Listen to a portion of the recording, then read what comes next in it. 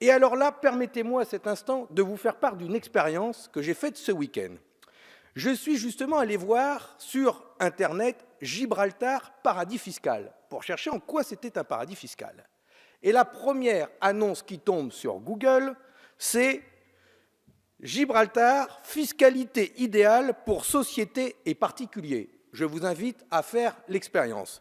Et en dessous, tout de suite, une entreprise, sfm-offshore.com.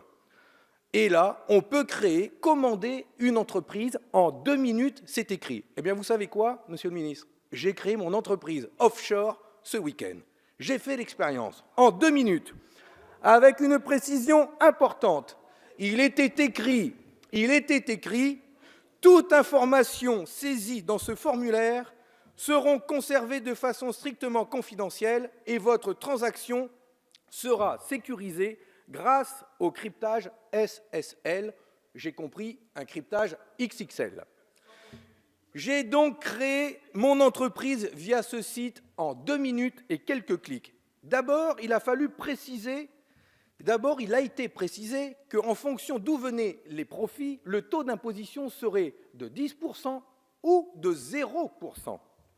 Ensuite, j'ai eu le choix d'enregistrer ma société dans un des 23 paradis fiscaux que me propose cette entreprise. Si l'Europe cherche où sont les paradis fiscaux, il suffit d'aller chercher sur ce site. Au choix, c'est écrit la Suisse, les Bahamas, Hong Kong, Singapour, Gibraltar, le Delaware, etc., etc. Et après, j'ai créé mon entreprise. J'ai choisi Gibraltar et j'ai créé mon entreprise. Il a fallu donner un nom.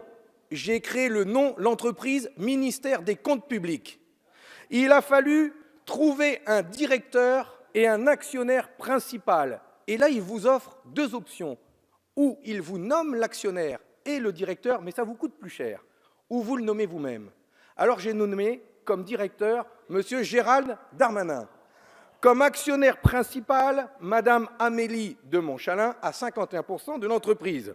2 personnalités tout à fait respectables et dont le parcours justifie qu'ils peuvent prendre ces responsabilités. C'est un gage de confiance. Et cette société, avec ses responsables, a été créée en quelques clics. Il m'a suffi à la fin, bon, je n'ai pas payé, je ne l'ai pas créé, mais à la fin, en option, il suffisait de choisir une carte bancaire.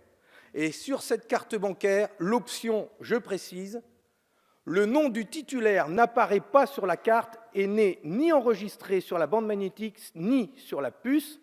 On peut tirer avec cette carte bancaire 720 000 $ par an et 30 000 $ en une transaction. Voilà la réalité de ce type de scandale fiscal accessible à tous en un clic sur Internet pour toute entreprise, pour tout contribuable français. Il peut le faire, le rapporteur général, il est en train de le faire maintenant, il va retrouver mon entreprise. Exactement.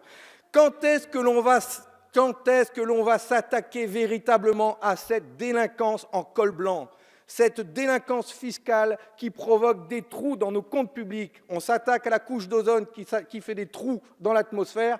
Attaquons-nous à l'évasion fiscale qui fait des trous dans nos finances publiques. C'est un véritable scandale dans un pays civilisé. Et d'ailleurs, Monsieur Darmanin, je vais vous proposer cette citation, vous qui les aimez.